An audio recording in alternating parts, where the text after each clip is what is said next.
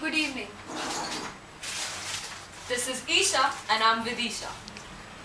And we are here today for GVC, that is the Global Virtual Classroom, an online website contest where students from different countries team up to create a website on a given theme. Students from St. Mark's School, Janakpuri, India, in collaboration with Liberty High School, USA, and Liceo Classico Galileo Cesare, Italy, are working on the topic Rhyme and Rhythm, showing how music plays an important role in building friendship as it knows no boundaries. It's a pleasure to have with us today two members of one of the famous bands of India, the Urban Early Men, Mr. Sibi Matthews and Mr. Adityan Nair. Hi. Hello. Thank you so much for having us on your show. And we'd like to thank the audience over there. The Urban Early Men, formed in the summer of 2011, is a psychedelic rock band that draws its influence from Radiohead, Pink Floyd, the Beatles, and many others that have an element of psychedelia. All the band members share a common interest in old classic rock songs, sometimes calling them as early men metaphorically. So, the first question to you would be the one you hear the most. How did the name, the Urban Early Men, came into existence? You're right, we have heard that question like 748 times already. It's a very simple concept. The Urban Early Men is, it's an amalgamation of the urban and the early aspect of things. Things that were modern and conventional, classic and this sort of avant-garde. Stuff that is considered to be old but simple and new but edgy.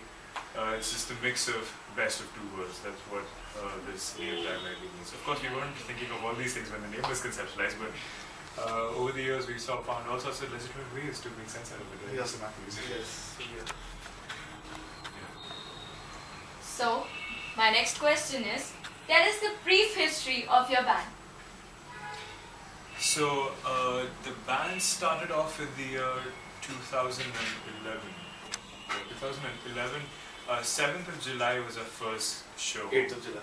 8th of July. I knew that. We can edit that. Yeah, but 8th of July was the first show, but we had started working 7 weeks prior to that already. There was a lot of lineup changes and we had to invite a lot of people to play with us. It was sort of like a very ambitious project. We wanted to form a really good psychedelic rock band. Though of course that was not the idea when we started off. The sound at that time was very alternative music, sort of like a Nirvana meets New Kids on the Block sort of thing. New Kids on the Block? Yeah, because I'm calling myself a really good vocalist right now. So, eventually with time we experimented a lot with sounds and now we have a steady sound. It's a good psychedelic sound, very edgy. Of course, going with the name, we try to infuse as much of urban aspects of things with the classic, with the early aspects, the early things. Yes. So it's been 4 years now. We have had 2 major lineup changes. The first one was Abhijit Sanya, who used to play bass for us. Thank you so much, Abhijit. That was not major. Yeah. And the second one was Rohan Arora, who played with us for the longest time, wrote almost half the songs in the new album that's coming out. Sadly, I had to leave for Hyderabad for further studies. Now we have Mr. Jayant Parashar, who we don't have with us right now, but we will be able to. What? You just no, he didn't die. He's here. He's here. And his cousins went everywhere. He's with us around. Okay. Tell us any funny story or event that has occurred during our days with the Urban Early Men. Go for it. I think there was this one time when we were playing in Hard Rock Gurgaon, and so Hard Rock Gurgaon has this policy of no Hindi music whatsoever. So we were halfway through our show and... No, that was the last song, just before the last song. Just before the last And this song. was exactly a week ago. Exactly a week ago. We were almost through towards the end of our show and There's one really absolutely drunk guy who's so drunk out of his mind he can barely keep himself up. He comes up to us and he says, "Bro, तेरे को rock में जाना चाहिए." पिछले 7 दिनों में, and he started humming the tune. And funnily enough, our band's guitarist, I knew the riff, and we ended up singing a full-blown out Hindi song in a hard rock program. And at the moment, like when there's na na na, everyone came on the mic and said na na na. We can't let this happen. We can't let this happen right now. At least for a psychedelic rock band to do all of that, it's not acceptable. Of course, that one comes only second to the greatest funny moments that we've ever had. Roshan, Roy, and I once stole a faucet from Ashoka Hotel. We will not tell which branch, but there's only one Ashoka Hotel in Delhi. Which other location? And it's a 5-star hotel. It's a 5-star hotel. 5-star hotel. And let me tell you, 5-star hotels sometimes attach the worst faucets ever. Bad enough to like break it with just one flick of a hand. That's what we did, but that's a different story. We're not criminals, it was just a faucet. And people get off by doing most of the heinous crimes, and we only stole faucets, and it's totally fine. And you don't have proof, okay? So you can't even charge us for that. No, that's It's not like we're guilty or anything. Huh? it's just video evidence. Yeah. So, who are your musical influences? Indian influences and Western influences. Indian influences, I guess, would be Ravi Shankar, Anushka Shankar, contemporary as in like who? Indie scene.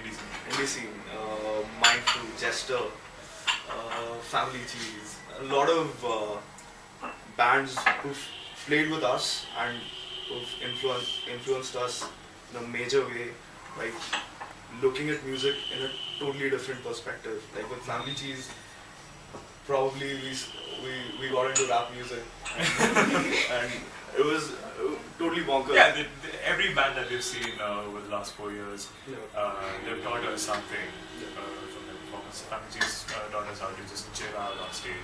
It's very important because it's very nerve-wracking experience to be on stage in front of 6,000 people performing perfectly, just play each and every note perfectly. They taught us how to like chill. There are bands like Jester and Mindflu who helped us redefine whatever we have thought for the longest time and still be able to sound pop but not be pop. And individually, I would say there are a lot of individual drummers, individual guitarists, vocalists who have inspired us on the way. But probably international artists totally streamlined up. Well, it'll be safe to say Coldplay, Pink Floyd and Pink Floyd.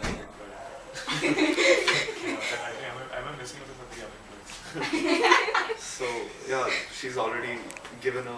But I think one of these really cool bands, the one band that really blew my mind was Mute Math, and we had the pleasure of sharing the stage with them in Bombay, I think 2 months back. November 16th. November 16th, so that's 3 months back. Yeah, he's One definitely like the band girlfriend who remembers all the dates. Exactly. So, Yeah, the girlfriends would love me because I remember every day. no, we're calling you the girlfriend. Oh shit! Yeah. Oh damn! We're calling you the Oh no! girlfriend. Oh no! No, but we had the pleasure of sharing the stage with Mute Math. Yeah. It's an amazing American act and just Changed our perspective to it. It's not the same thing to be watching them on a video and then to experience them live. It's a totally different ballgame altogether. It's heart thumping and Even Carnival for that fact, probably. yeah. By the way, this guy organized that event along with 8 more people. Yeah. But he brought Carnival to India. So It's an international I'm band. sitting with celebrities. Wow. Yeah, I'm the girlfriend, right? With the beer. All right. Okay, so who are your non-musical influences? Oh, that's gonna be tough. Well, you're the manager, so you may have a lot of manager influences. Yeah, like Led Zeppelin's manager probably, like after every show he used to take out his gun at a promoter. Not that we're promoting. No, we're not promoting that, but just to get the It's payments a good out show. We have really kids on the fast. show. Yeah, really fast. He gets his gun out and he threatens people with money. That's also called mobilization in different sense of the term. But we've not gone that like we extreme. should. Yeah, We should. but probably at a few people we should, but I teach a lot of other stuff as well. Apart from being a musician, I'm also an English teacher, music teacher in secondary school. So there have been a lot of writers who have influenced my music writing as well. So I follow. Only recently, I followed a lot of Roald Dahl, and not just the famous kiddie stories, but some really intense ones as well. And there is some really nice stories. Yeah. Hunter S. Thompson. Please tell us about your songs. What are they about? Yes, yeah. I wish we knew the answer to that, because we've been trying to figure out the meaning of our songs as well for the longest time. So he writes the lyrics for every song, so he would definitely. So there's a certain kind of songwriting process that we employ. The songs aren't just written with a melody in your head and then we're like, okay, na na na na, so come with me now. And so we don't really try to fit lyrics into the melody. What kind of music do you listen to, man? So the songwriting style is primarily based on an idea. So we sit and discuss an idea, then we think over the music, and then the lyrics start creeping in, and something is formed out of an idea itself, and not just a riff or a lyric or a tune or something of that sort. The genesis of a song is from an idea. No. So most of our songs in this album they're dealing with the sense of alienation towards Finding absolution. Being free and getting that feeling of being resolved. Yeah. So it's just a process. It's just the journey of the urban early man trying to redefine himself, trying to look inwards and Find himself. find himself. Yeah, and never be lost again. Yeah. Did we just give out a teaser for next song? What are your dreams and goals? Famous and very famous. We obviously wish to reach out to more people because this interview right now seems very good within the confines of this room, but it only makes sense if it reaches out to more people. This seems like a conversation, doesn't seem like a message till we show this to other people. So primarily we're aiming at sharing the music with as many people as possible, a wider audience, we're also aiming to reach out to a good variety, not just the regular straight sort of an audience that typically listens to psychedelic music. We also want to reach out to people who have not probably been introduced to psychedelic music, and probably through us they can get a fairly good insight into some really good theatrical psychedelic music, because we employ a lot of theatrics on stage and in our songs as well. So primarily our aim right now is to just reach out to more. So how do you promote your bands and your shows? It's a very technical process we wouldn't like to share with the world. So the commercial way of doing it is Facebook, obviously, because Facebook is everything right now. And we've got a Facebook page, we've got our website, and we release our songs through SoundCloud and Reverb Nation. That's it. That's how we do our promotion, but online, basically. Yeah, and we're also thriving on the indie scene. We have a limited audience for this, so most of it works through word of mouth. So we got to account. Using Facebook, obviously. Using Facebook, yeah. What are your views about downloading music online? It saved us. We hope to save many more, and it's good. We support free music. This is a new age. We have to evolve with time. Obviously, we definitely can call ourselves the YouTube generation. We have stuff for free. It's all uploaded online. I think if it's art, everyone should have access to it. There should be no elitist. What are your views about downloading music online? We definitely support the idea of free music. Gone are the days when music would be packed in cassette boxes and CD boxes. Everything is online. We have iPods, so we don't really have time to order a hard case CD box or something of that sort. Online music is good. It should be free if it's an art form. It should be made available to all sorts of audiences, and we support free. We are the sort of musicians who've actually given away music for free yourself, but First two singles for free. First two singles for free. And probably about 6,000 downloads. Around 6,000 downloads. I think 10,000. 10,000 downloads, yeah. But last we checked was like 2 years back, it was 6,000. Definitely must be 10,000. Probably. So it's good. We have reached out to 10,000 different people with the help of free music, which I don't know if you put a price tag to that. Yeah. We may look pretty up down like that if you put a price tag, but I don't know if you'd really be a populist band like that. So definitely we support it. What advice would you give to your fellow bands? Band members or bands, there's a big difference. Are you talking about Bands. Fellow bands. You're not Bands. members. Like a friend band. friend bands? Up your game, please. No. We're all good friends, and I don't think we've reached a level where we start giving advices. Two fellow bands. And by pointing a finger at them, but definitely that we should all collaborate more. We should make more music together.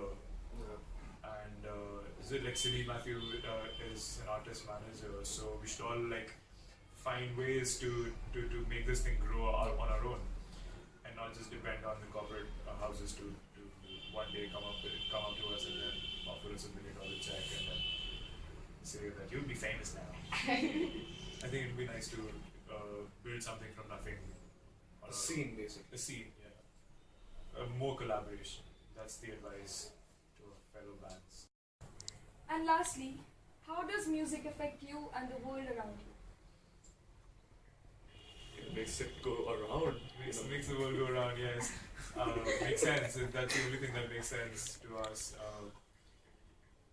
It's not just an emotional answer, it's also very scientific. People who can play instruments tend to be more intelligent people as well. It's a different kind of brain function altogether. I was watching this really cool TED Ed video where it said that TEDx. TED Ed, not TED Education. Oh, okay. So it says that musicians tend to be a little more intelligent, and we're just trying to save the world with intelligence. Thank you very much. No, but on a different note, we have difficult lives. We sleep for 4 hours barely, and music helps us feel good about ourselves. I'm a teacher. I have to wake up every day at 7 o'clock, and I always make faces. It's just music that helps me regain my center. That helps me regain my equilibrium. So the last question for you. What are the biggest obstacles for a band? Money. Yeah, finances primarily. Other than that, certain kind of listenership. Yeah. Then investors. Then the peripheral ideas around a music band. So it's not just a band. What the audience only sees a band. Now there are people who are behind the console, people who are arranging for the PA system, there are people who are managing the artists, there are people who are managing everything else around it. So it's just the lack of Acknowledgement. not acknowledgement, competitiveness, that feeling of competitiveness is what I'm saying. Right now the scene seems pretty complacent, they're okay with what we have.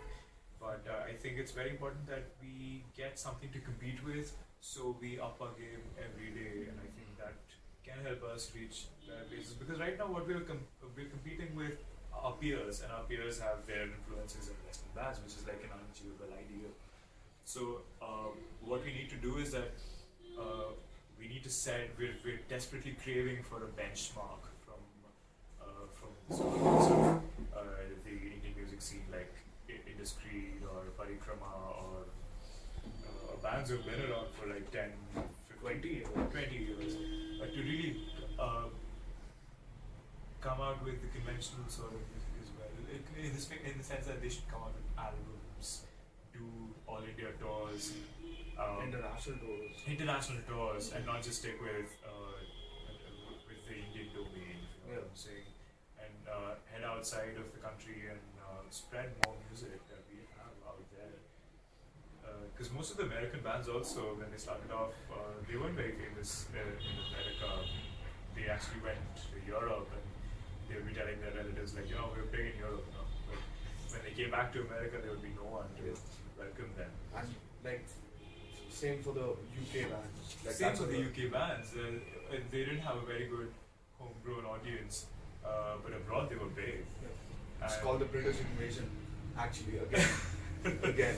I think the only Indian band who has done that is actually Raghu Dixit Project. Yes.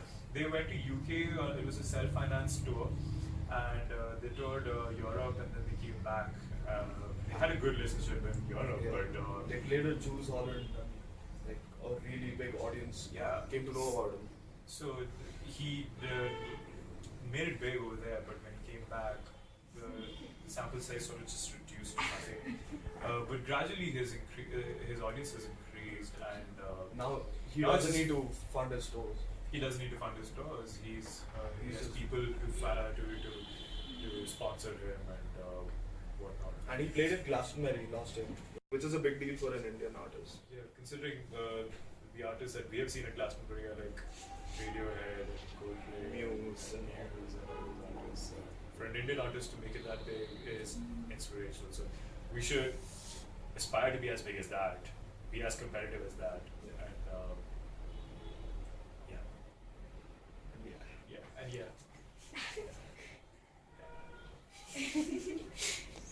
Thank you so much for sparing your precious time and being with us.